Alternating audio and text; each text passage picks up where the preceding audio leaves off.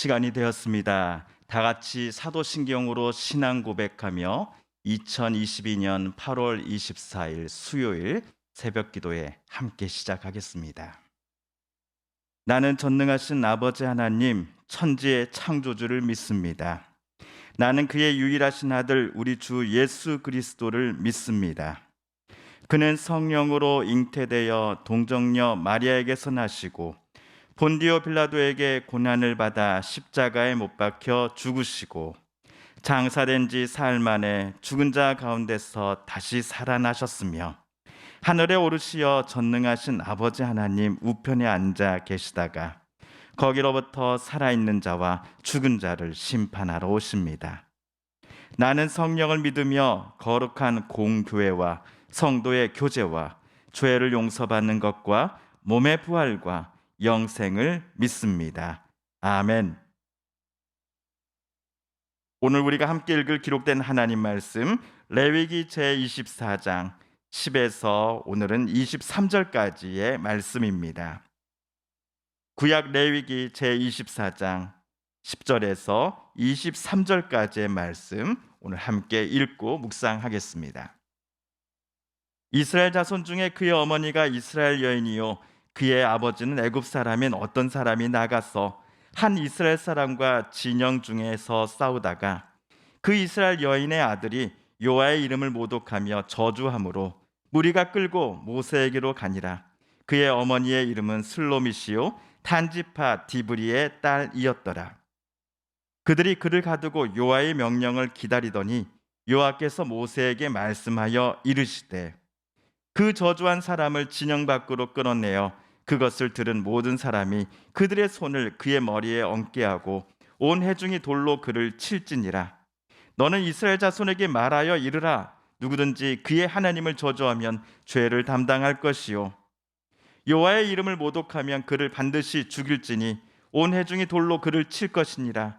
거류민이든지 본토인이든지 여호와의 이름을 모독하면 그를 죽일지니라.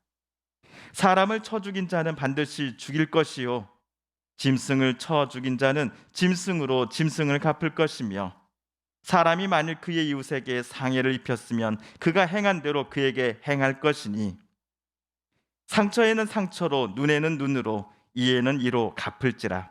남에게 상해를 입힌 그대로 그에게 그렇게 할 것이며 짐승을 죽인 자는 그것을 물어 줄 것이요 사람을 죽인 자는 죽일지니 거류민에게든지 본토인에게든지 그 법을 동일하게 할 것은 나는 너희의 하나님 여호와임이니라. 모세가 이스라엘 자손에게 말하니 그들이 그 저주한 자를 진영 밖으로 끌어내어 돌로 쳤더라. 이스라엘 자손이 여호와께서 모세에게 명령하신 대로 행하였더라. 아멘.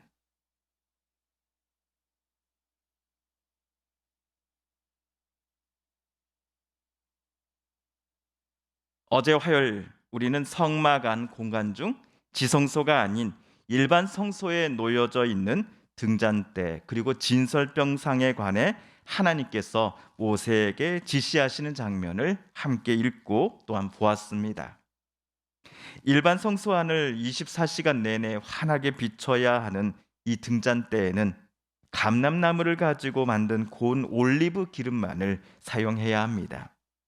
그리고 매주 안식일마다 아론과 그의 아들들은 누룩을 넣지 않은 빵 12개를 새롭게 만들어 진설병 상에 올려다 놓아야 합니다.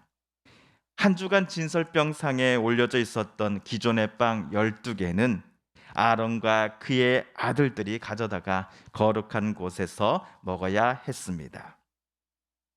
한편 이때 밖에서 꽤 많은 사람들의 목소리가 모세의 귀에 점점 가까이 들려오고 있었습니다. 모세는 잠시 하나님께 양해를 구하고 소리가 나는 쪽을 향해 고개를 돌렸을 것입니다. 건장한 이스라엘 청년 남자 몇몇이 어떤 청년을 도망가지 못하도록 꽉 붙잡고서는 그를 모세 곁으로 데려오는 중이었습니다. 수많은 사람들에게 붙잡혀 끌려온 남자 청년의 아버지는 이집트 사람이었습니다. 그의 어머니는 이스라엘 사람이었지요. 그 청년 아버지가 이집트 사람이기는 하였지만 이스라엘 공동체가 출애굽을 하였을 때 그의 아버지는 여호와를 하나님으로 인정한 사람인 것 같습니다. 그리하여 자기 아내의 민족이 믿는 여호와를 따라 함께 애굽에서 출발하여 이곳 시내산 광장 앞까지 사랑하는 자기 아내 그리고 아들을 데리고 걸어왔을 것입니다. 만약 이러한 우리의 추측이 맞다고 한다면 끌려온 자의 애굽인 아버지가 하나님을 향해 가졌던 믿음과 신뢰는 상당한 게 틀림없습니다. 모세를 제외하고 나머지 이스라엘 사람들이 하나님께 그동안 보여줬던 믿음과 신뢰보다도 그 청년의 이집트 아버지가 가진 믿음이 오히려 더 크고 넓지 않았을까 하는 생각을 해보기도 합니다. 그런데 아버지는 이집트 사람이고 어머니는 이스라엘 사람인 이 청년이 도대체 무슨 이유 때문에 사람들의 손에 붙잡혀 모세 앞으로 끌려오게 되었을까요? 우리 그 이유가 10절과 11절에 나와 있습니다.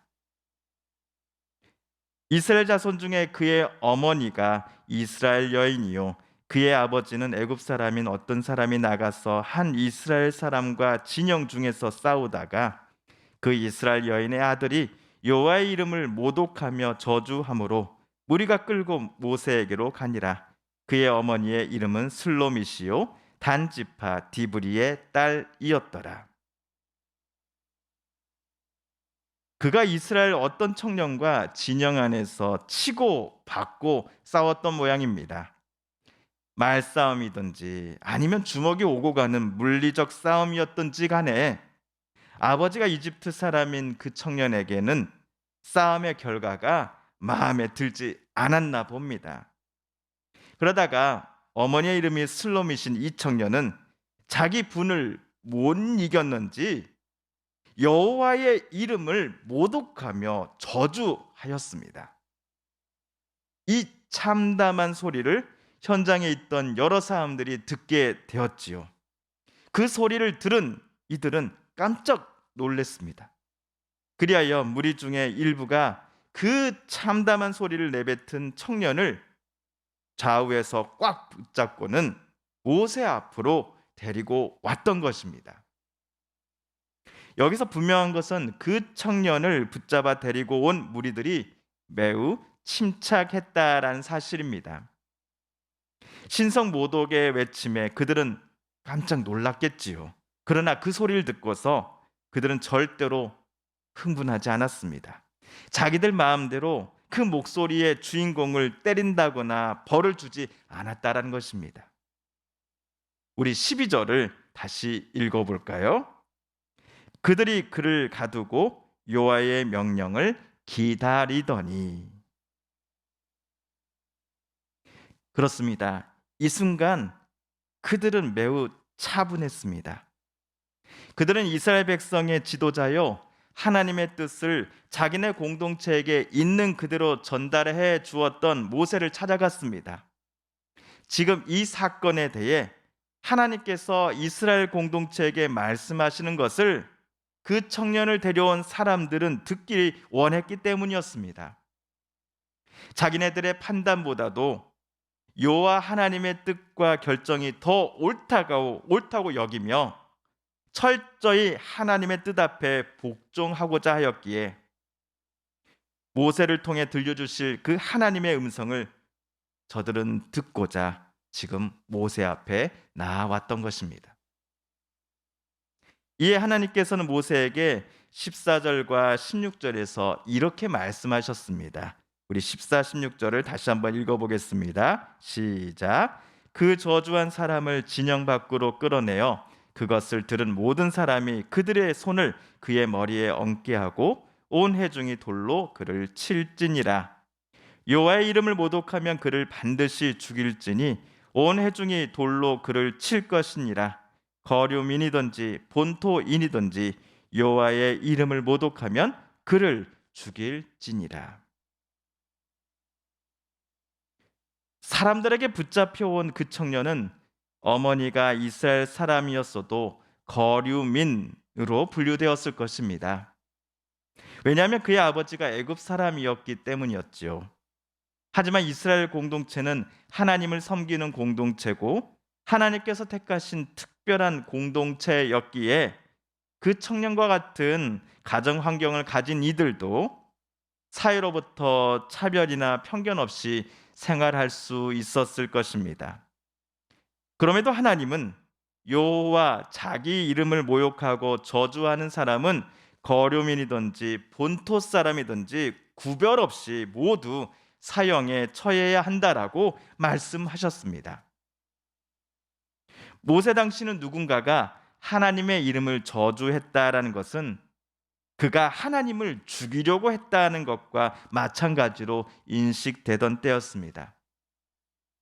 모세 앞으로 붙잡혀온 그 청년은 다른 이와 싸우고서는 분이 제대로 풀리지 않았는지 이제는 하나님을 향해 대들어 싸우고서는 하나님을 급기야 죽이려는 마음을 품었던 것입니다.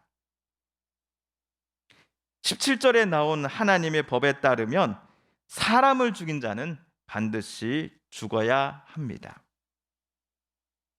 그런데 오늘 그 청년은 사람을 만드신 하나님의 이름을 모욕하고 심지어 저주하며 하나님을 죽이려고까지 하였습니다. 하나님은 모세에게 이제 무서운 명령을 내리십니다. 하나님을 모독하고 하나님의 이름을 저주한 그 청년의 소리침을 들은 사람들이 그 청년을 돌로 치라고 하나님은 선고하셨기 때문입니다. 하나님의 선고를 모세가 사람들에게 전달할 때에 그 청년은 깜짝 놀라 모세의 발을 붙잡고서 빌었을지 모릅니다. 모세 어르신, 제발 살려주십시오. 제가 홧김에 한 말이었습니다. 진심이 아니었다고요. 제가 하나님을 죽이려고 했다니요. 절대로 아닙니다. 저는 억울합니다. 모세는 자기가 들은 하나님의 말씀을 이스라엘 자손에게 그들에게 전달했고 이스라엘 자손은 받은 말씀대로 그 청년을 붙잡아 진영 밖으로 데리고 나간 후에 거기서 돌로 그를 쳤습니다.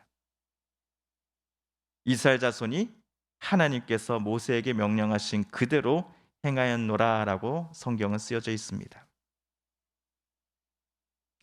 지금도 세상 사람들은 알게 모르게 하나님의 이름을 모욕하고 조롱합니다. 어쩌면 우리가 없는 자리에서 어떤 이들은 하나님을 저주하고 있을지도 모릅니다.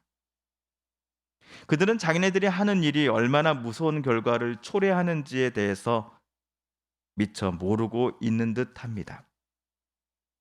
멈출 수 있는 기회를 충분히 그들에게 하나님은 주실 것입니다. 그렇기에 어서 그 일을 멈춰야 합니다.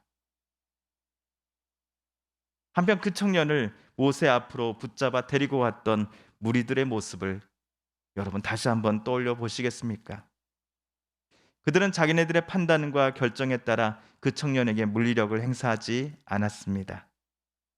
철저히 하나님의 음성과 판단에 그들은 순종하고자 하였습니다. 오늘 우리들도 모든 일에 있어서 나의 분냄과 또 판단을 철저히 저 십자가 앞에 내려놓아야 할 것입니다. 예수님이라면 어떻게 하셨을까? 예수님이라면 지금 이 순간 어떤 말씀을 하셨을까를 물으며 주님의 뜻 앞에 내 감정도 온전히 내려놓을 수 있는 우리가 되게 해달라고 이 아침 우리 함께 기도하고 싶습니다. 내가 억울한 일을 당했을 때라도 그에게 복수하고 싶은, 정당하게 복수하고 싶은 마음이 정말 너무나 간절할 때에도 심판자는 하나님이시니 하나님께서 하나님의 방법으로 나의 이 억울함을 풀어주소서라고 기도할 수 있는 믿음과 그 마음이 내게 있기를 위해 우리 함께 기도하기를 원합니다. 주님께서 가르쳐 주신 기도를 드리며 오늘 새벽 기도의 말씀 묵상을 마칩니다. 하늘에 계신 우리 아버지, 아버지의 이름을 거룩하게 하시며 아버지의 나라가 오게 하시며 아버지의 뜻이 하늘에서와 같이 땅에서도 이루어지게 하소서. 오늘 우리에게 일용할 양식을 주시고 우리가 우리에게 잘못한 사람을 용서하여 준 것 같이 우리 죄를 용서하여 주시고 우리를 시험에 빠지지 않게 하시고 악에서 구하소서. 나라와 권능과 영광이 영원히 아버지의 것입니다. 아멘. 사랑하는 성도 여러분, 성삼위 하나님께서 오늘 내기 말씀을 읽고 묵상하는 우리들의 마음을 열어주시고 말씀 속에 새겨진 하나님의 음성과 뜻을 깨닫게 해 주셨으니 오늘 우리가 깨닫고 다짐한 바대로 살아가게 해달라고 이 시간 우리 함께 기도드리기를 원합니다. 우리 성도님들과 가족들 중에 하나님의 고쳐주심과 또 일으켜 세워주심 또 치료하여 주심을 놓고 간절히 기도하는 분들이 계십니다. 이 시간 우리도 한 마음과 한 뜻으로 함께 기도드리십시다. 또 최근 급증하는 또 코로나19로 또 고통받고 힘들어하는 분들이 어서 속히 몸과 마음이 회복되게 하여 주소서. 지난 2, 3년간 계속되어 왔던 이 코로나19의 어두운 구름으로 경제적으로 또 앞날에 대한 소망이 무너졌던 많은 분들이 어서 속히 내일에 대한 희망을 품게 해달라고 이 시간 함께 기도드리십시다. 전 세계 곳곳에 멈추지 않는 전쟁의 악한 기운이 예수 그리스도의 그 은혜의 이름 앞에 모두 사라지게 하여 주시고 전쟁은 멈추고 평화가 하나님의 평화가 그 땅에 내려 주옵소서. 마지막으로 우리가 가지고 나오는 간절한 기도 제목 하나님께 아뢰며 하나님의 은혜 보좌 앞으로 우리 더 가까이 나아가겠습니다. 함께 기도합니다.